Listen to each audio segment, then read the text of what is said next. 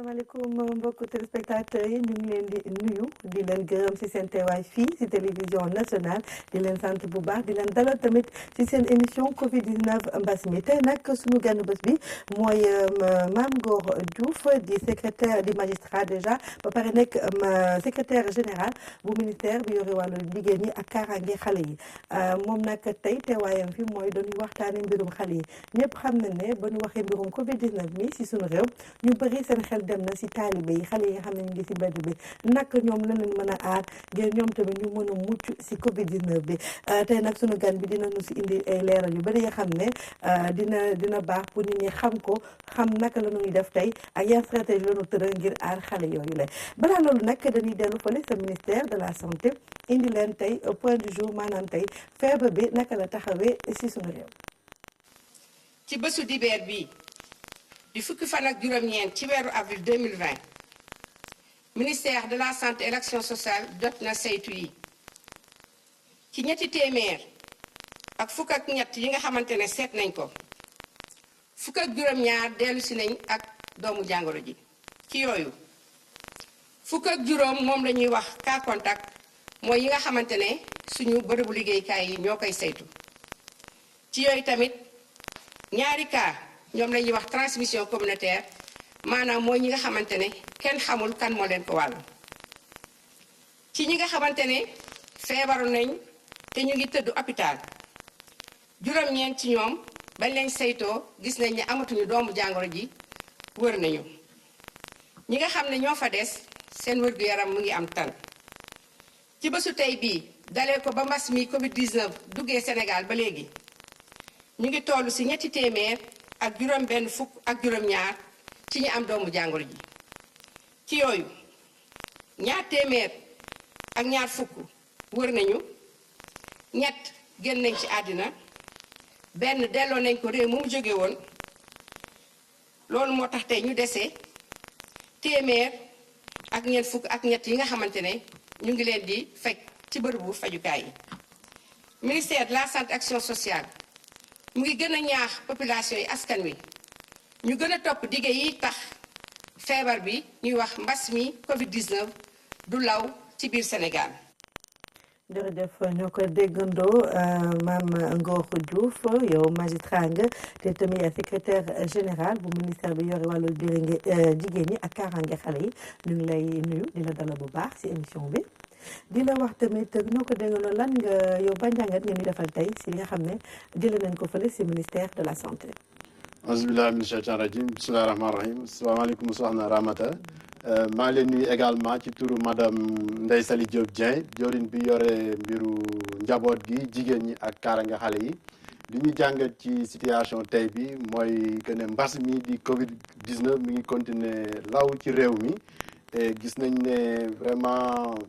li ñuy wax cas communautaire mi ngi ñëw daanaka chaque jour ci situation bi te loolu nag dafa war a tax rek askan bi yëpp ñu gën a farlu gën a topp digal yi nga xam ne ni autorité sanitaire yi ñu ngi koy joxe te ñu leen di sargal di leen féliciter ci résultats yi ñu def mooy ne chaque jour ñu ngi koy maîtriser mais également am na ñuy wér di génn ñu sant yàlla gën a taxaw bu baax a baax xeex mbas mi. jërëjëf monsieur Diouf tey nag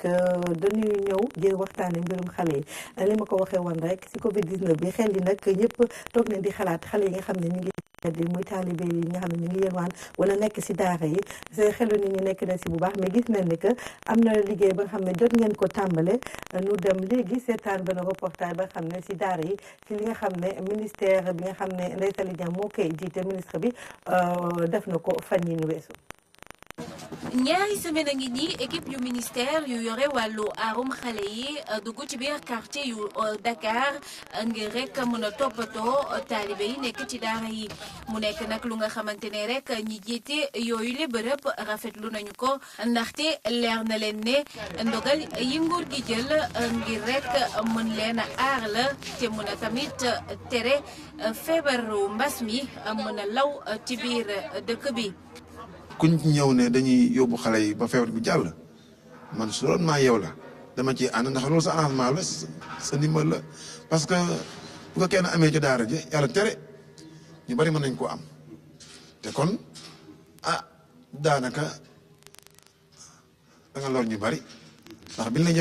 lay jox doomu jàmbur biñ sa yoon sa seen doom du feebar du xiif du mar loolu daal maa ngi koy dindi sama mbokk seen daara yi. ñi ngi sant dëgg njiital Sénégal te mooy Macky Sall programme bii mu tëral programme la boo xam ne programme bu baax a baax la ndax wax dëgg yàlla yonent bi alayhi salaatu wasalaam dafa wax ne al wiqaayatu xayrun min al ilaaj maanaam xaar moo gën nga toog ba feebar di faju Macky Sall taxaw ci jiital jël ay nit di leen sant ne leen dem leen ci borom daara yi ngeen di waxtaan ak ñoom ci ne ku ci nangu ñu jàppale la dimbale la yóbbu la fa nga nekkoon ànd ak say xale jëkk loolu sax danañ la seet ba xam ndax yow yaa ngi doomu jàngoro bi wala yoroo doomu jàngoro bi. li leen nag waa ministère daal nañu rek bokk ci xeex mi ngir rek mën a aar bu baax a baax ñooñu le nga xamante ne rek dañu mënalul seen bopp ci fànn yu bari. nekkin bi ñu nekkee woon ci daara gi dañ fay nekkee woon nekkinu buy favoriser contamination ci feebar bi am ci àdduna bi léegi muy Covid 19 di favoriser transmission bi tamit ndax ëppale wuñ ne ndongo daara yi bu ñu xëyee dañuy dem yarwaani kon kenn ci ñoom ba amee doomu jàngoro bi bu demee yarwaani yóbbu ko kër jàmbur propagation maladie bi moo ngi noonu bu nekkee amu ko tamit dem foo xam ne am na ko jëlee ko fa indi ko ci daara ji dina contaminer ay naataango ndongo daara moo tax ñu état bi jóg dans le cadre du programme zéro enfant dans la rue daal di jóg ni muy protéger yeneen citoyens yi sénégalais yi di protéger noonu ndongo daara yi pour ñu mën a éviter propagation Covid 19 bi fii ci Sénégal.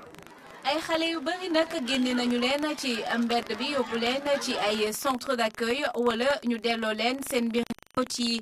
ay daara yu bari tamit daal nañu leen tëj ndaxte kat dañoo wuyoowul ak condition yi nga xamante ne ñoom la ñu digleel ngir rek mën a xeex feebaru mbas mi fi wàcc. ok monsieur Diouf secrétaire général Diop gis neen reportage bi nga xam ne Philomène Constance Diagne moo nu ko indil nu bëggoon nga wax lu tuuti si li ngeen def dafa mel ne ngeen wàcc sur le terrain fan yi ngir lijjanti li nga xam ne mooy taalibe yi ak ñi nga xam ne ñu ngi si daara yi. effectivement ñu ngi ci terrain bi depuis plus de 3 semaines et ci loolu jëwriñ ji Ndeye Saly Diop Dieng moo fa def ñu instruire ak service yëpp ministère bi apporté contribution ci riposte bi nga xam ne nii mooy contre Covid 19.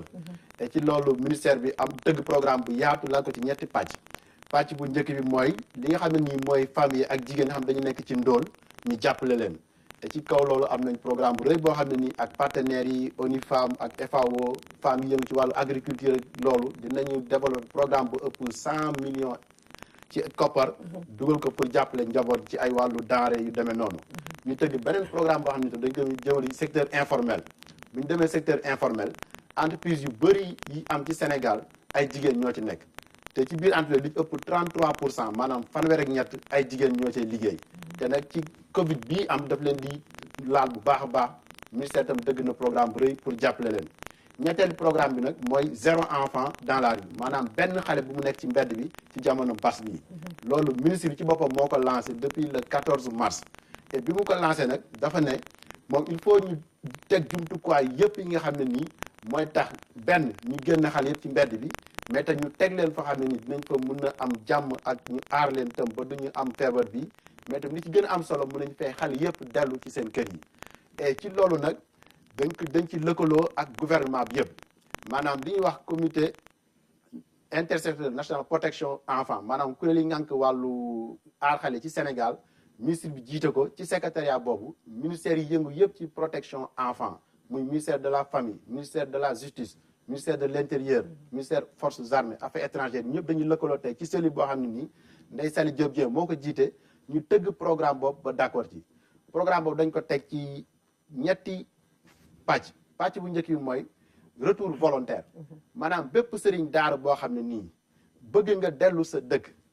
d'accord nga tam xale ñu delloo leen ci seen i waajur gouvernement moo lay jàppale ba ñu dellu ndax mbas mii tey am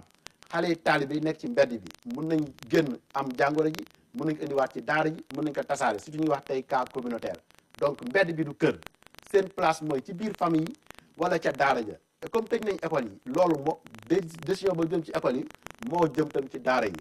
donc képp koo xam ne nii taxawaay bi ci war pour aar xale yi mu nekk ci daara yi dinañ ko jàppale bu nangoo gungee ko ba mu dellu fa mu dëkkoon et ci loolu gouvernement bi teg na matukaay yëpp muy wàllu transport muy wàllu ndimbal pour ñu dellu ci seen cosaan dellu ci surtout ci seen famille yi beneen fànn yi mooy bu dul ñooñ d'accord pour dellu keneen koo xam ne ni li ci war nag mënoo ko ci xale yi te nanguwuloo dellu nguur gi ci boppam mooy jël responsabilité am jël xale yooyu aar leen ci feebar bi dugal leen ci ay centres yoo xam ne nii tey dañuy lëkkaloo ba teg ko ci biir dëkk bi tey ci Sénégal am nañ lu ëpp ñaari junne place yoo xam ne nii defar nañ ko ministre bi ci boppam wane nañ ko sànq moom moo waxoon ne dina saytu place yooyu bala ñoo dugal fenn xale dina xool nemmet ko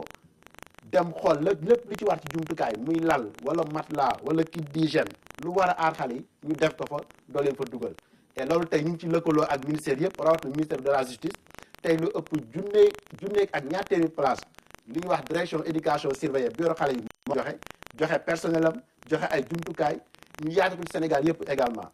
mairie itam am ci fànn bu rëy tey mairie Dakar également lépp luy centre socio-éducatif ci biir Dakar mat na fukki centre ak benn jox na ko ministère bi dugal ko contribution ci liggéey boobu ñu ciy félicité di ci encouragé madame le maire noonu la ko defee Sénégal yëpp tey ba xam ni tey gën gàndaw am na ñaari junne place yoo xam ne nii fépp ci Sénégal mun na fa jël ay xale dugal leen fa pour aar leen te aar boobu nag ni muy demee mooy que ne xale yi bu ñu leen génnee ci daara bi dañ ci dugal bépp matukaay boo xam ne nii waa wér-gu-yaram dañ ko santaane maanaam bu jaree ñu seet xale yi seen température xool seen wér dinañ ko def bu ñu leen indee ci centre yi également surtout bu nekk xale jóge ci mbedd bi dañuy man am yëre ñu sol setul seen yaram setul dinañ leen seet suñu seen yëre sang leen defal leen ba ñu seet xool seen wér-gu-yaram te gën gaa ndaw ci centre yooyu dinañ fa def fukki fan ak ñeent maanaam li ñu wax ne mooy période d'incubation bu leen dara dalul médecin ñëwaat attesté ne ñii dara dalu leen bu ko defee ñu waajal leen yóbbu leen ca dëkk yoo xam ne nii fa lañ jógee ak seen maître coranique ak seen njaboot et ci kaw liggéey boobu nag ñu def benn système de gouvernance boo xam ne nii ca kaw ci au niveau central ministère dafa jël li ñuy wax cellule nationale de coordination de suivi et de veille boo xam ne mooy xalaat di gëstu di anticiper di planifier ba pare ñu teg ay jumtukaay yoo xam ne nii moom la ñu liggéey au niveau national mais li gën a am solo nag ca département dañu am li ñuy wax comité départementaux de protection de l'enfant muy kuréel yoo xam ne ni ñoo ŋànk liggéey bi ci suuf te préfet yi jiite ko et mu ëmb nag ñëpp yëngu ci wàllu xale yi rawatina service ministère de la justice ministère de la santé ministère de l'éducation mais surtout maire bi ci boppam mooy vice président comité boobu foofu la ñuy planifier action yi et li ñu leen sant mooy benn ñu dugg ci gox ak goxaan yi identifier bépp daara bu fa nekk loolu mooy tax ñu mun a xam ñaata daara la mais ñu mun a ràññee tam daara ak daara ndax dafa am daara yoo xam ne nii la cosaan bàyyi woon l'islam digale ko suñu kilifa dina santaane ko ca lañ nekk ba léegi daara yooyu nguur gi moo leen war a jàppale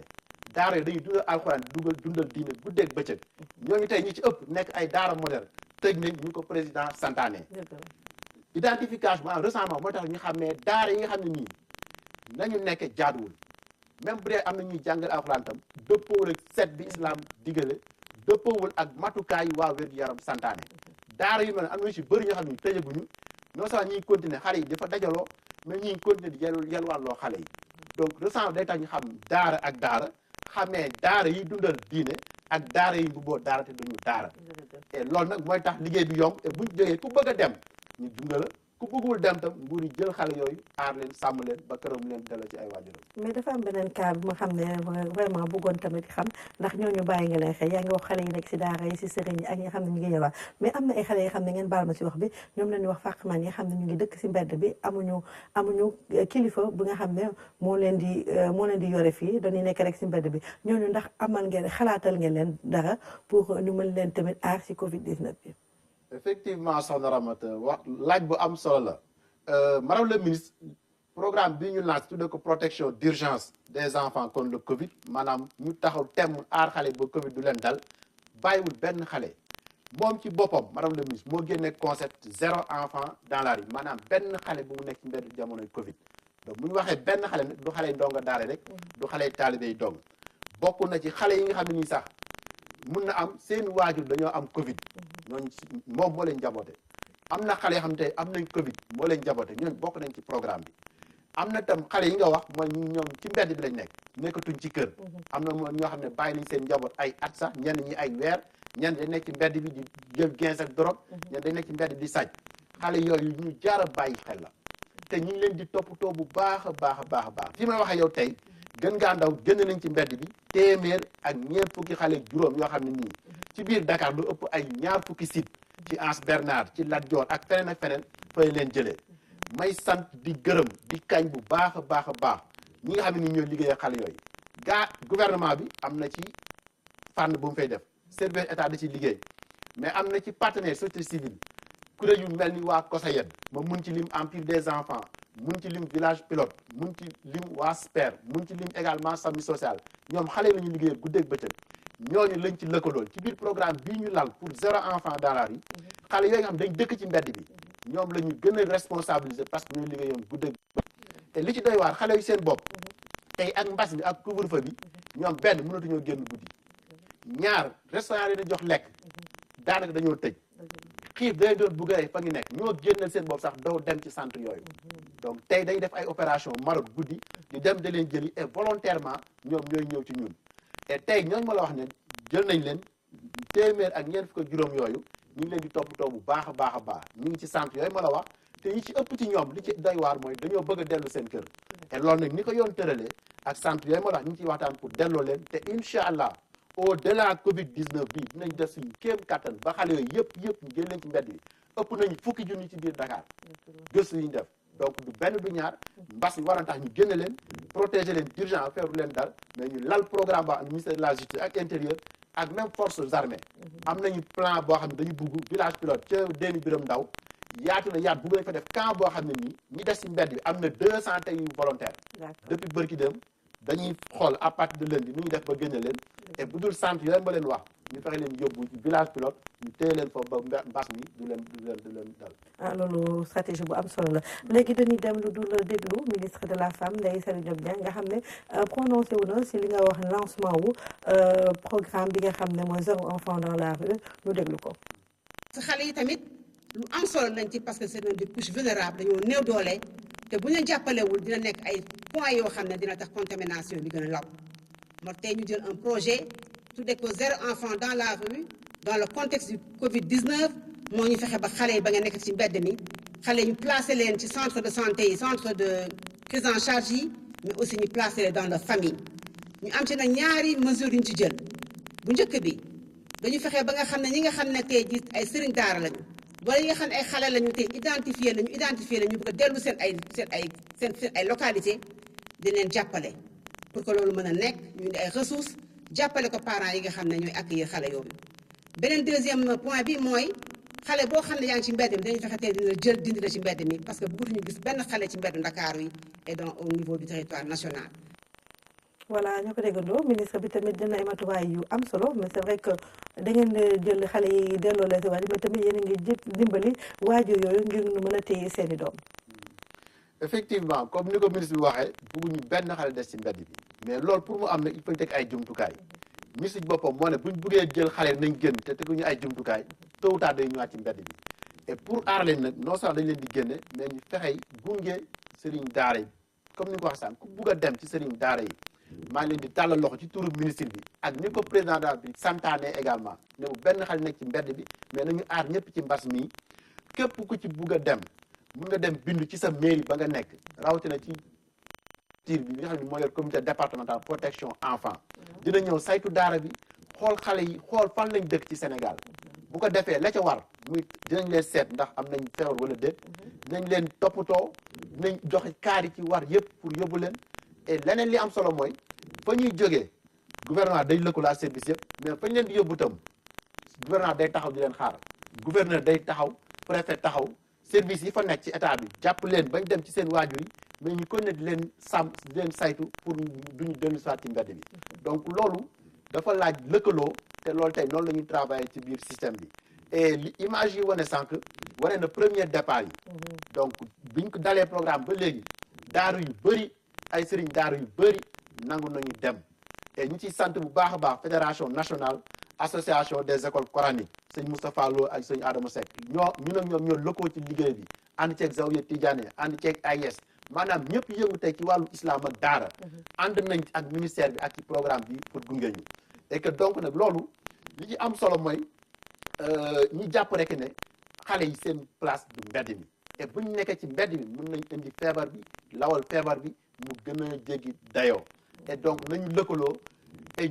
ñëpp jàpp ci et ñuy ñaan également maire yi parce que li ci mën a am tey président wax territorialisation de politique publique ci gox yi ak gox-goxaan yi fa la mbir yi xewee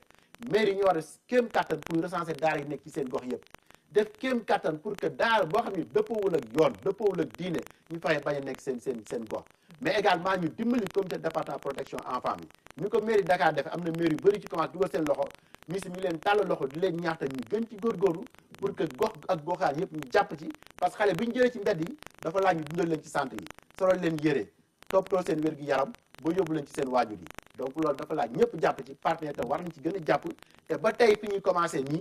ministre bi ci boppam ba ñu tàmbalee programme mooy du xaar benn partenaire moo génne téeméeri million ak juróom fukk teg ko ci taal ci la ñu liggéey boobu léegi donc ñi ñaantat ñëpp jàpp ci pour programme bi sotti am jeexital ci askan bi ak ci xale yi. merci beaucoup monsieur Diouf nu dem léegi si benn exemple ba nga xam ne vraiment bëgg naa Sénégalais yi gis ko nu dem si banlieue bi fële si Yeumbeul Nord fekk fa benn quartier bu ñuy wax Médina Asecna ba nga xam ne foofu délégué de quartier ak population yëpp ñoo lëkkaloo ngir vraiment def lu nu mën ngir xale yi bañ a génn si mbedd bi muy guddi ak bëccëg nag ñu ngi si def lu nu mën ñu dem léegi ànd si ak Philomène Constance Diagne mu won lu mu fa jëlee.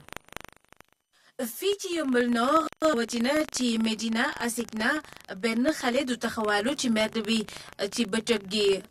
li ko waral nag moo di waajur yi dañ leen a téye ci biir kër yi ak ndimbalu ñi nga xamante ne ñoo di magu quartier bi ak délégué bu quartier bi. dañu teel a waxtaan suñu biir suñu conseil de quartier ñu xool ne ñun les moyens font défaut xalaat ne ñun lépp li nga xam ne moom lañ gën a mën a xeexee affaire bi moo ñu fexe ba sensibiliser d'abord askan wi nga xam ne ñoo yeewoo ci gox bi beneen bi mooy ñu jël couche yi nga xam ne ñoo gën a vulnérable mooy 3e âge bi ak xale yi ñu fexe ba ñu confiner leen yàlla defal ñu sutura nag boobu léegi confiner nañ xale yi 3e âge bi génnuñu xale yi génnuñu. yombul waaye askan gi dafa rek yeewu ci li nga xamante ni moo di soloy aar xale yi. comme góor ñaa ngi xëy liggéey ñun ñoo fi ne ñu toog gérer leen taalal leen télé dajale xale yëpp ñu toog ñu dem jënd ay caas jox leen ñu raab ba ñu am leçon toog jàng seen leçon. chef de quartier bi heure bu xëyee mi ngi wër koñ bi xale yi képp ku nekk si mbedd yi ñu ngi lay surveiller di la dàq nga dugg si biir kër gi. waaw loolu moom wax dëgg yàlla ñu ngi koy rafetlu nice quoi. bi ñu déggee information bi wax ni président mu wax ni nañu tëj école yi. ñun tamit si la ñuy xam ne dañu war a jël suñu prévention suñu décision ñun tamit saytuwaale suñu wér-gu-yaram ak wér-gu-yaramu ndaw ñi ci la ñu tëj suñu daara tabaarakallaa pour mën a moytuwaale tawat bi. ñiy jaay sax dañuy muur li ñuy jaay boobu boo jënd ñu muuri ko jaay la muuraat ko amuñu ay moyens mais am nañu moyen xel ak farlu jàppale suñu bopp jàppale état bi. sun doom yi bu ñu xëyee ba ndekkee par ci néegi seetaan télé ba ngoon jot kenn benn xale du buuse nii lay yendoo ba ngoon jot ànd ak ñu waa xale yu góor yi kon bi nag duñu nopp duñu dal ndax bëgg a saway rek xale yi. ñeenti xale yu góor la jël xale bu góor bu ne mu teg ci benn bopp koñ xale bu ñu gis fat la ci sa biir kër yi macha allah yal nañu yàlla lafal cat ci moom rek. ci biir quartier bi lay nag ñëpp ñoo taxaw rek tem ngir jàpp ci xeexu Covid 19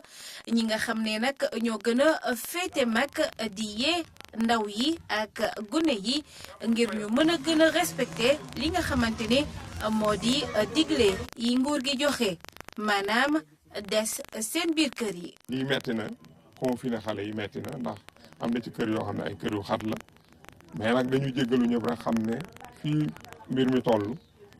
di kii yu bari considération yu bari il faut ñu teg ko ci suuf pour que mën a réussir mission bi nga xam ne moom lañu assigné ndax damay sëñ Mansour Djamil day wax naa l'État ne peut pas tout faire et il n'est même pas préférable que l'État fasse tout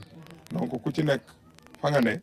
la yàlla dénk nga mën cee jàppale askan wi jàppale ci état bi ci xeex bi sa bopp nga koy defal. mu di royukaay nag bu nga xamante ne ñëpp war nañu ci xool topp ci ndaxte kat suñu wérgu yaramu njaboot ak suñu wérgu yaramu xale yi moo ci lalu.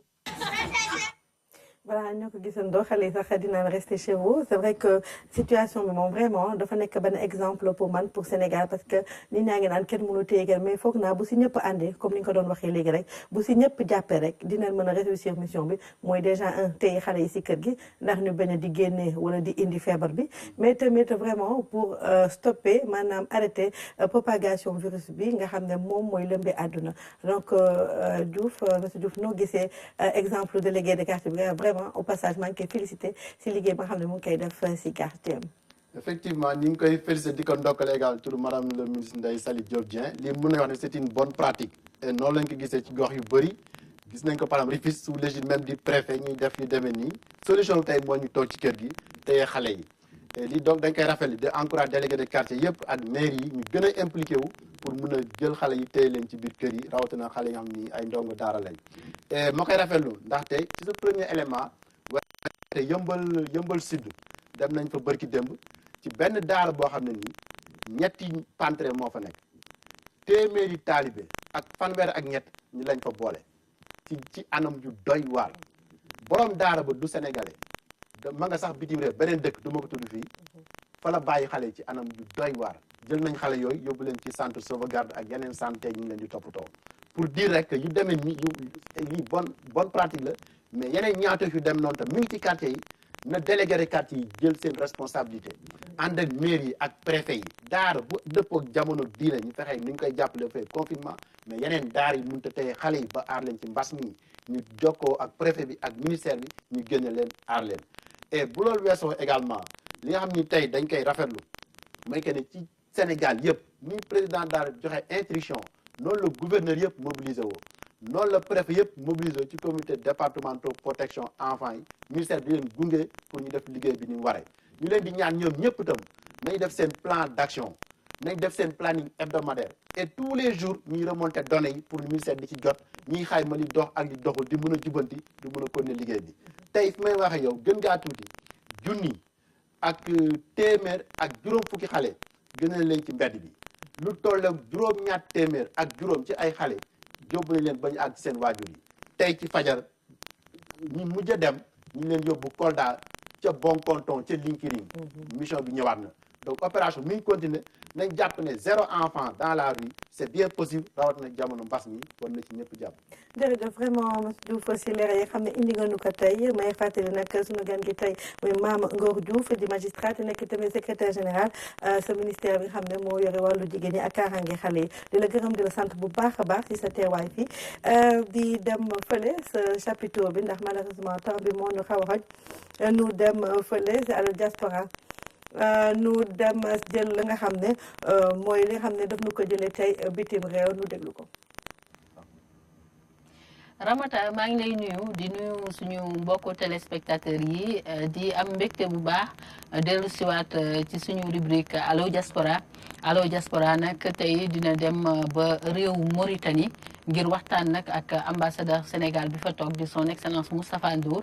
moom nag mooy suñu gan tey ngir rek xool tolluwaay bi foofee ca Mauritanie excellence maa ngi lay nuyu. maa ngi lay nuyu madame Sall di la fay di la remercier si occasion bi nga ma jox pour ma def situation bi fii ak wax ak sénégalais yi nekk fii si Mauritanie. d'accord alors excellence xam nañ ni réew Mauritanie tamit feebar bi duggoon na foofu waaye tey ji am na lu fa yees donc ñu bëggoon xam rek tey ci bés bi ñu toll situation bi par rapport ak Covid 19 bi foofu lan la. waaw wax nga dëgg feebar bi duggoon na fi. ñu enregistré fi ay cas donc au total 7 cas la ñu fi enregistré depuis bi fi feebar bi duggee donc premier cas bi ñu ngi ko enregistré le 13 mars et le dernier cas ñu ngi ko enregistré le 9 avril donc ce qui fait que généralement li ñu mën a wax mooy niveau de contamination bi quand même c'est assez faible c'est relativement faible par rapport ak beaucoup de pays depuis hier autorité mauritanienne annoncé nañu ne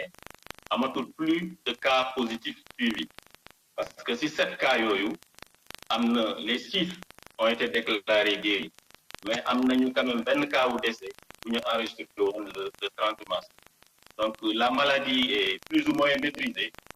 mais ce qu'il faut li ñu war a wax aussi mooy que am na encore des personnes yoo xam ne ils sont toujours confinés plus de 700 personnes sont encore en quarantaine. muy loo xam ne ni tamit je pense que situation la boo xam ne liñ ko nemmeeku ci réew yi bëriwut en tout cas ci Mauritanie lañ ko déggagum ci pays boo xam ne amoon na ay cas waaye fu mu nekk nii maîtriser nañ ko ba amatul cas positif ñu bëggoon xam rek mesures yi nga xam ne nii jëloon nañ ko foofu ci wàllu rek xeex ak li nga xam ne nii feebar bi depuis le début lan la woon. Dès le premier cas bi ñu enregistré dañu jël beaucoup de mesures et mesures yi bu njëkk surtout mooy bi ñu fermer les frontières aériennes yi lañ tëj d'abord ensuite frontières terrestres yi et mesure jël nañu mesure également képp ku dugg Mauritanie avant période bi ñuy tëj frontières yi diggante bi premier cas bi apparaître ak avant ñuy tëj frontières yi képp ku fi dugg si ñu mettre la en quarantaine donc en même temps jël nañu ay mesures comme tëj école yi tëj restaurant yi suspendre activités culturelles yi sportives yi interdire rassemblement yi donc tëj nañu également marché yi ba mu des magasin yi nga xam ne dañuy jaay ay produits alimentaires ak commerce de détail ba pare ñu instauré benn couvre-feu boo xam ne dañu ko instauré de 18h à 6h du matin dañ ko njëkkoon instauré de 20h à 6h du matin ensuite ñu yóbbu ko wàcce ko ba 18h beneen mesure bi ñu jël également mooy dañu suspendre circulation entre les régions li ñuy tuddee fii les wilayas entre les régions circulation bi dañ ko suspendre. alors excellence xam nañ ni réew la boo xam ne ni tamit doomu Sénégal yaa nga fa ci lim bu takku ñu bëggoon xam rek tey jii seen nekkin foofu lan lañu mën a jàpp ci ñoom. waaw Sénégal yi fii xam nga ñu si bëri ñu ngi évoluer ci secteur informel donc ñu si bëri ils ont été obligés de suspendre wala ñu arrêter seen activités yi donc ce qui fait que jur na ay jafe-jafe yu bëri si communauté bi nekk si moo tax damay saisir occasion bi encore une fois pour masawu leen coono bu baax a baax ñu rester toujours vigilant que ñu continuer di respecter les mesures d'hygiène consignes yi ñu continuer également di respecter mesures yi nga xam ne mesures préventives yi nga xam ne autorités mauritaniennes yi digle nañu ko pour que ñu mën a xeex maladie bi lu mu gën a gaawee. d'accord alors excellence ci wàllu boobu sax muy sénégalais yi nga xam ne ni ñoo ngi ci bitim réew ñu nekk ci Mauritanie ak ñu nekk feneen xam nga ni fii ci Sénégal bokk na ci mesures yi nga xam ne ni président de la République Macky Sall jël na ko mooy rek am ndimbal boo xam ne ni dañ koy jëmalee ci doomu Sénégal yooyu nga xam ne ni ñoo ngi ci bitim réew te tamit feebar bi impacté seen nekkin foofu ca Mauritanie tamit nan la ñu accueillir mesure boobe. waaw mesure yooyu dañ koy décision yi dañ koy rafetlu parce que comme li nga waxee jafe-jafe yooyu moo tax gouvernement bi chef de l'État mettre en place programme boobu dimbali diaspora donc programme boobu dañ koy dérouler ci ñaari phase première phase bi mooy li ñu tuddee aide d'urgence aide d'urgence boobu dañu koy jagleel ñetti catégorie de sénégalais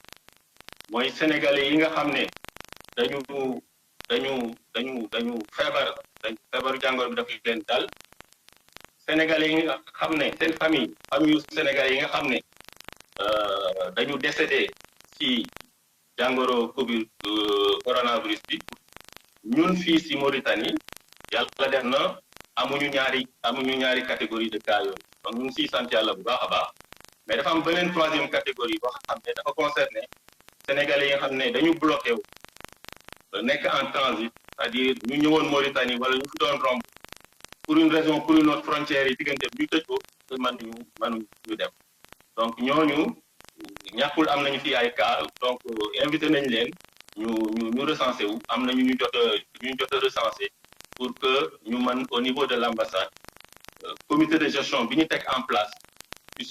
mën a saytu dossier yooyu xool nan lañ leen di dimbalee donc loolu mooy aide d'urgence bi maintenant am na beneen aide boo xam ne bon ñu ngi ko tuddee phase de résilience mooy surtout ñi nga xam ne feebar daf leen impacté ñi ma tudd léegi xam ne daf leen impacté directement donc ñooñu procédure bi mooy dañu war a inscrire sur benn plateforme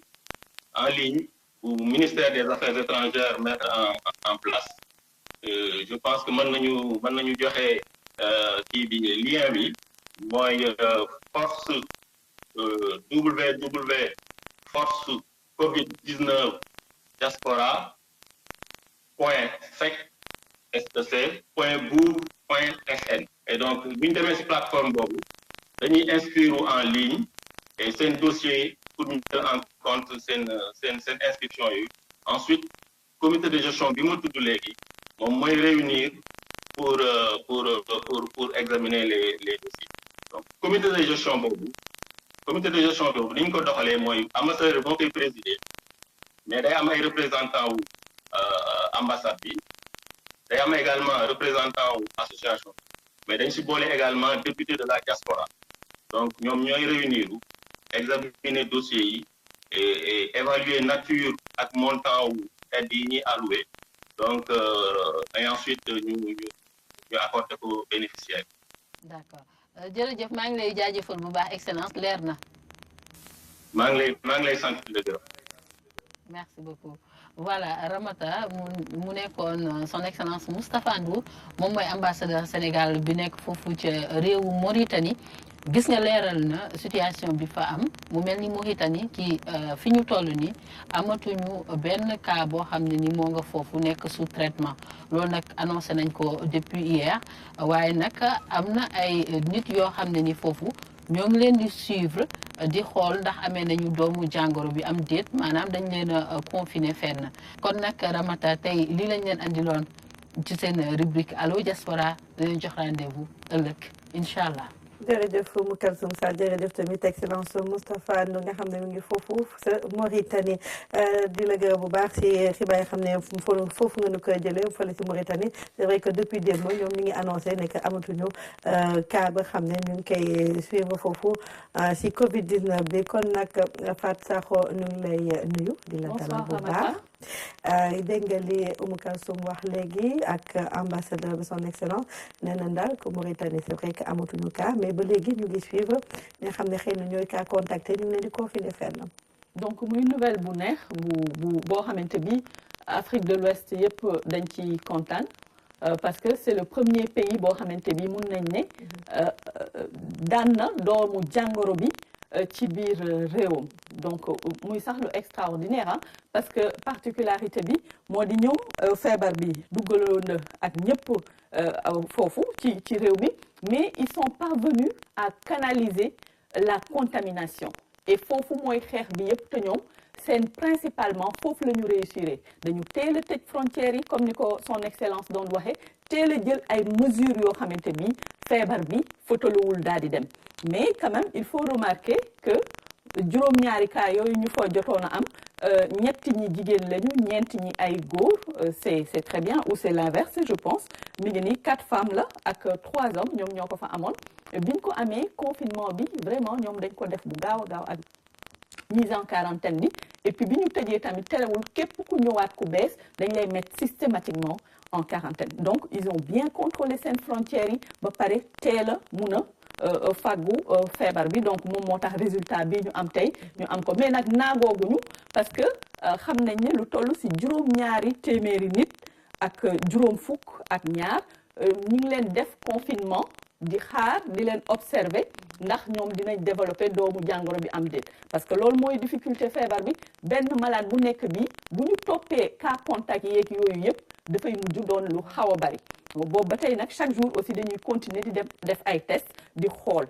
mais naagooguñu du tout alors parce que lu toll ci juróom-ñaari téeméeri nit ak juróom fukk ñu ngi xaar pour xool ndax dinañ am doomu jàngoro bi am déet wante daan mun nañ jàpp ni ci démb ni Mauritanie moom mooy premier pays fii ci suñu tund wi boo xamante ni daan na doomu jàngoro bi ñëpp di ci dégg nag bu baax a baax. waaw kay ñëpp di ci dégg ñu bëgg nañu wàll àdduna gi yëpp mais tey tamit naka la fi taxawee ci àdduna gi. waaw xanaa bon tane na tuuti parce que li ñu amoon démb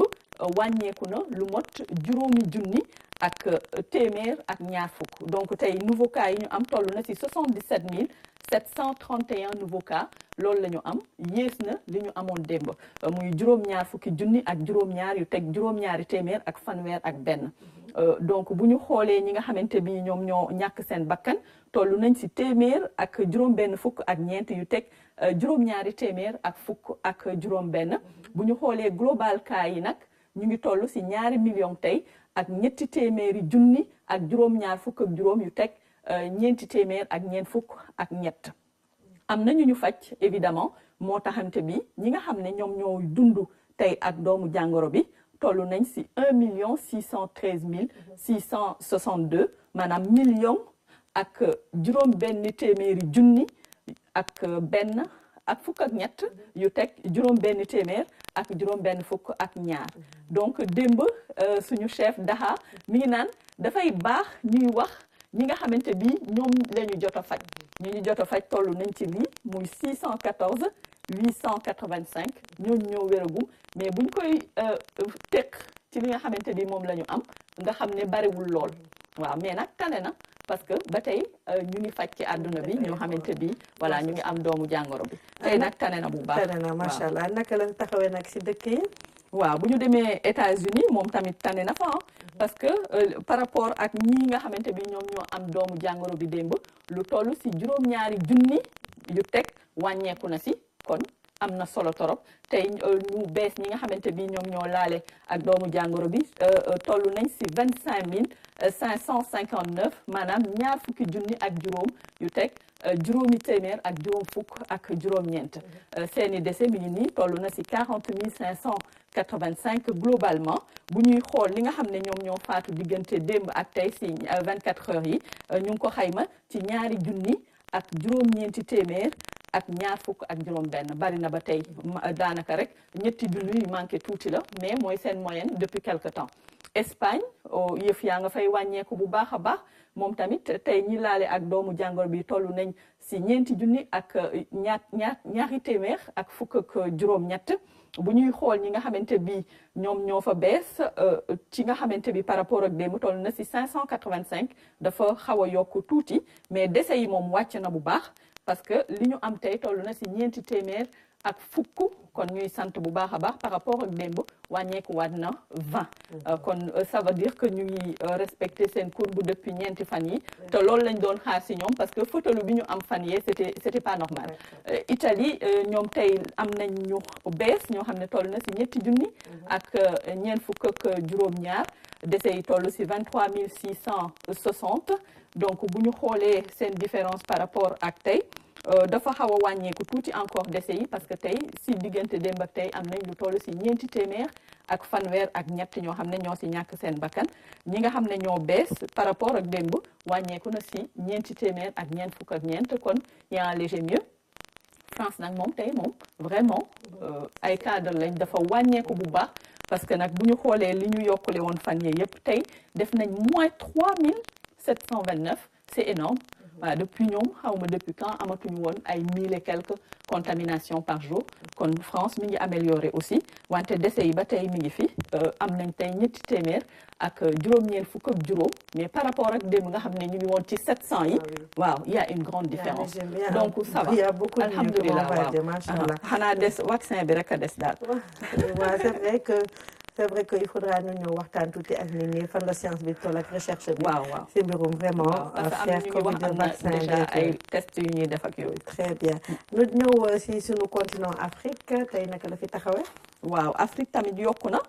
par rapport ak démb tey ñu ngi am 1245 cas yu bees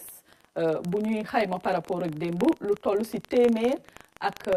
juróom-benn fukk ak juróom-ñeent dolleeku na si kon yokku na décès yi tamit yokku na. parce que ñu ngi toll si 1099 par rapport ak démb lu toll si juróom-benn fukk ak juróom-ñett dolleeku na si kon voilà ñoom ñooy journée tey bi daal ñoom ñoo si ñàkk seen bakkan ci feebar bi parce que Afrique ñoom environ du ñu àgg si 100 yi diggante 50 40 ba tey àgg nañ si 68 par rapport ak démb y a une différence de 39 quand même yokku na tuuti bu ñuy xool ñi wér bu dee dañuy respecter li nga xam ne moom la suñu patron wax toll nañu si juróomi junni ak ñetti téeméer ak juróom-ñett fukk ak juróom-ñett ñi nga xam ne bi tey ñoo fi dund ak doomu jàngoro bi ñu ngi toll si fukki junni ak juróom yu teg ñaari téeméer ak juróom fukk ak benn loolu mooy situation Afrique. jërëjëf Fatou ñu dem léegi si situation par pays. waaw Égypte Afrique du Sud moom moo jiitu ba tey depuis 2 jours jëlaat na place am si kii kanamu Égypte tey enregistré na 112 cas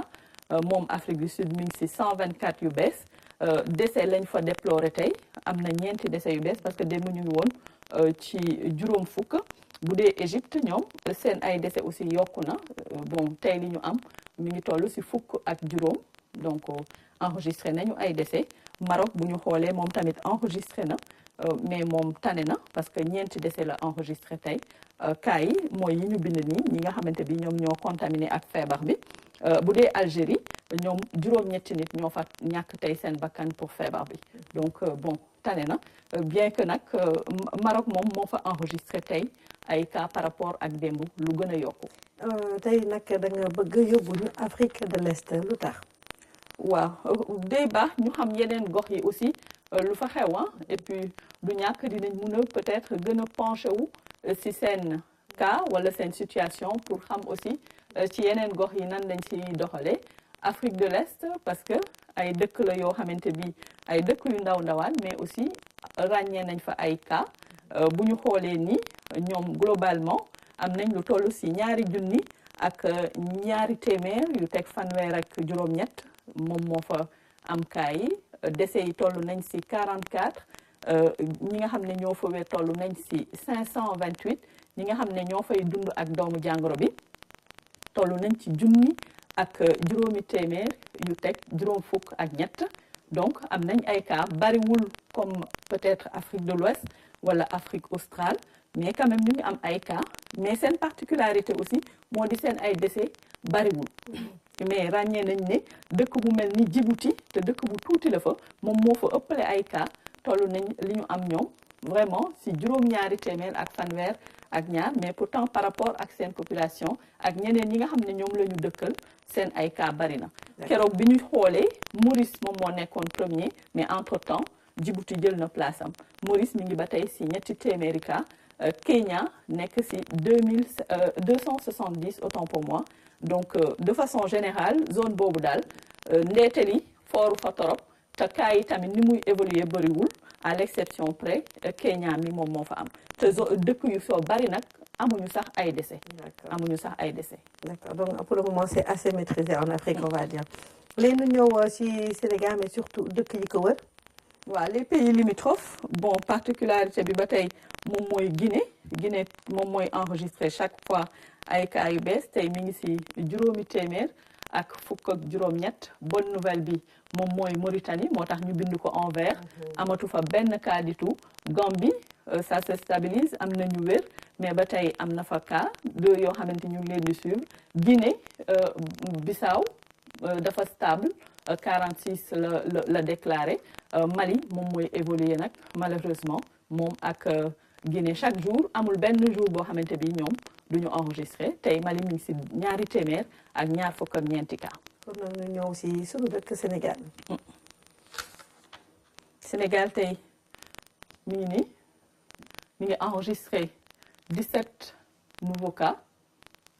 bu ñuy xool ñi nga xamante bi ñoo fi laale ak feebar bi tollu nañ ci ñetti téeméer ak juróom-benn fukk ak juróom-ñaar comme dañuy faj nag macha allah ñi nga xamante bi ñoom ñoo fi actif mi ngi toll si téeméer ak ñeent fukk ak ñett et ñi nga xam ne ñoom fi feebar bi tëdd toll na si 24 districts ba tey nag juróom-ñeenti région yi ñu affiché woon boobu ba tey moo fi nekk décès yi ñuy sant évolué wul depuis bërki démb ba tey ñu ngi si ñetti décès yi bu ñu xoolee Dakar nag tey moom moo enregistré li ëpp si ay cas dolleeku na juróom-ñetti cas par rapport ak démb donc mu toll si ñaari téeméer ak fanweer ak ñaar Diourbel mi ngi si fanweer ak benn Louga ñaar fukk ak juróom-ñeent Thiès ñaar fukk ak juróom-benn évolué wuñu Tamba enregistré na ñetti cas tey malheureusement Ziguinchor moom tamit mu enregistré 6 cas te ci cas yooyu am na ay xale yuñ ci ràññee sànq yaa ngi waxtaan affaire u xale mais feebar bi donc ñu ngi commencé ay xale ñu leen di diagnostiquer ñuy def positif muy lu regrettable mais xëj na dinañ ci am ay solution cas communautaire yi ñëwaat na tey et zone yi nga xamante bi ñoom la laal mooy Derklé benn quartier bu nekk fii si diggu Ndakaaru ak Guédiawaye donc ñoom ñoo enregistré tey cas communautaire. donc ils ont un cas communautaire à Guédiawaye également. jërëjëf Fatou Sakho si li muy indil c'est vrai que comme information si mën nañu rappeler nag Guédiawaye ñoom ubbi neen seen benn centre ba xam ne pour dépistage volontaire nga xam ne bëgg nañ def dépistage volontaire xam naa dinañ si ñëwaat léegi nag Fatou Sakho tey moom dama la indil nouvelle bu neex ba xam naa ne moom. loolu nga doon xaar fan yëpp dafa am benn arrêté ba nga xam ne dafa génn ministère de l'Intérieur moo ko génne pour le port obligatoire du masque. démb rek ñu ngi si waxtaanee di wax waxu masque yi ci suñu décret baa ngi ne kii arrêté baa ngi noonu nag. voilà arrêté baa ngi nii ministère de l'Intérieur moo ko jël tey fii ci Sénégal kenn amatul droit génn di dox si mbedd mi wala nga nekk si yenn bërëbu liggéeyukaay yi te takkuloo lii nga xamante bi moom mooy masque.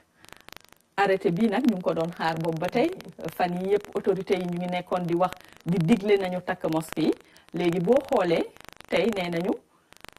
ci 23 mars la ñu déclaré woon état d'urgence bi ci ñetteelu avril la ñu def état d'urgence bi étendre ko ci territoire national bi yëpp ci loolu article 1er bi mi ngi naan tey port de masque maanaam takk masque si état d'urgence bi dañ ko imposer ci bërëb yi muy service administration publique bi yépp wala yu ni mel ñu ne aussi ci secteur yi nga xam ne malheureusement solo yóbbu na ko secteur privé bi ak ñi nga xamante bi dañuy jaay wala bërëbu jaayukaay yi ak ñeenteel bi muy transport bi léegi képp koo xamante bi si bërëb yooyu wala jumtuwaay yooyu yaa ngi koy jëfandikoo amatoo droit nga bañ a takk masque. moyen de transport dama bëgg nga wax leen ku dugg oto. waaw moyen de transport. wax leen ko nu xam ko mu leer. kuy dugg oto ak kuy dawal oto yëpp. léegi da nga war a takk masque. voilà léegi nag coow li mooy masque yi. lieu de commerce képp ku dugg.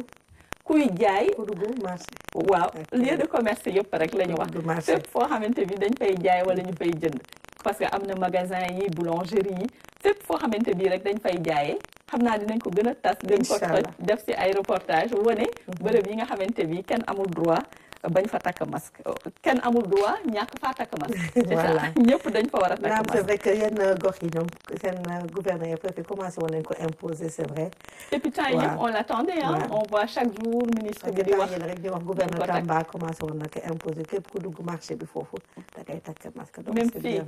même Dakar bi am na ay bërëb yu ñu koy def bala ngay dugg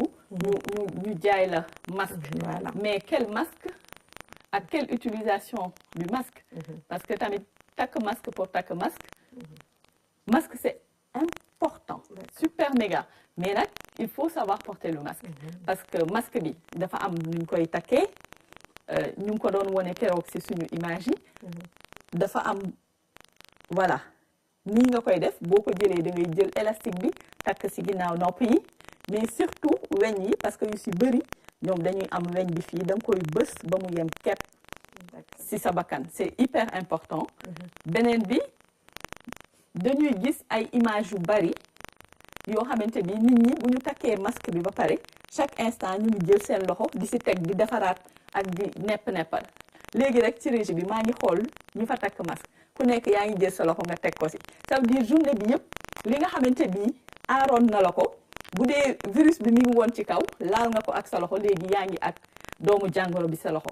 donc takk masque instant bu nekk nga jël sa loxo teg ko ci du loo xamante bi aussi digle nañ ko moom ak ñàkk a takk masque ñoo yem beneen bi mooy boo ko takkee ba pare chaque instant nga jël masque bi daal di wàccee sa suufu bakkan